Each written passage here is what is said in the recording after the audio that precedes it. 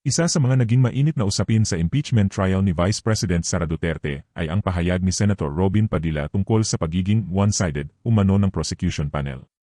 Ngunit bago natin husgahan ang isyong ito, mahalagang maintindihan muna kung ano talaga ang papel ng prosecution at defense sa isang paglilitis. Ayon kay Atty. Lorna Kapunan, counsel ng prosecution panel, ang pagiging nakatuon ng prosecution sa kanilang kaso ay hindi isang pagkakamali kundi bahagi mismo ng kanilang trabaho. Tinawag pa niya na, quote for the day, ang naging pahayag ni Senator Robin Padilla na hindi umano dapat maging one-sided ang prosecution sa impeachment trial. Para kay Atty. Lorna Kapunan, ang trabaho ng prosecution ay patunayan ang mga inihain nilang aligasyon, habang ang trabaho naman ng defense ay ipagtanggol ang kanilang panig. Sa madaling salita, parehong may sariling direksyon ang dalawang panig. Ang prosecution ay hindi naroroon upang maging neutral na tagapamagitan. Hindi nila trabaho ang timbangin kung sino ang tama o mali.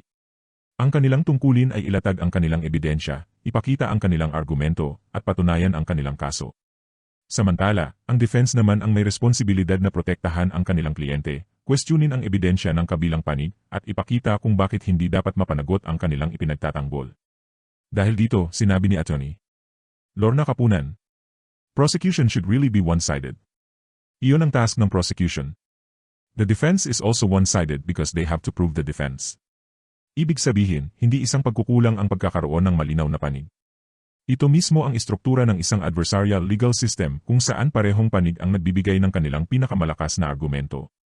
Ngunit ang tanong ngayon, sino ang dapat maging neutral? Dito pumapasok ang naging reaksyon ni political analyst Professor Antonio Contreras. Para kay Professor Antonio Contreras, hindi ang prosecution ang dapat maging one-sided dahil likas na bahagi ito ng kanilang papel. Ang dapat manatiling patas at walang kinikilingan ay ang mga taong may tungkuling humatol sa kaso. Sa kanyang pananaw, ang senator judges ang inaasahang tumingin sa parehong panig, suriin ang mga ebidensya, at gumawa ng desisyon batay sa batas.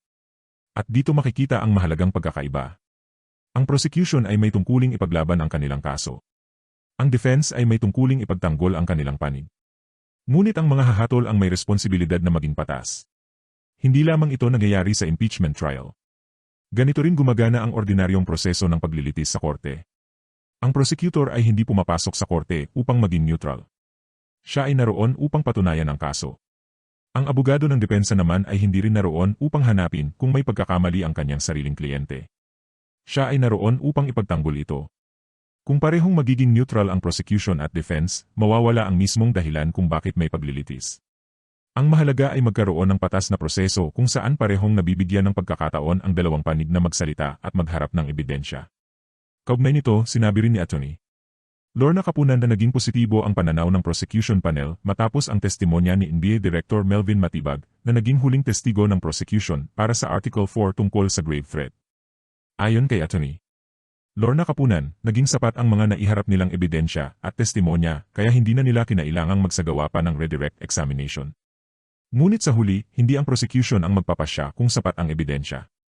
Hindi rin ang defense ang magpapasya kung sino ang tama. Ang desisyon ay nasa kamay ng mga senator judges na siyang susuri sa lahat ng iniharap na argumento at ebidensya. Dahil ang tunay na sukatan ng isang makatarungang paglilitis ay hindi kung sino ang mas maingay o mas malakas magsalita. Hindi rin ito nakabatay sa dami ng taga-suporta ng bawat panig.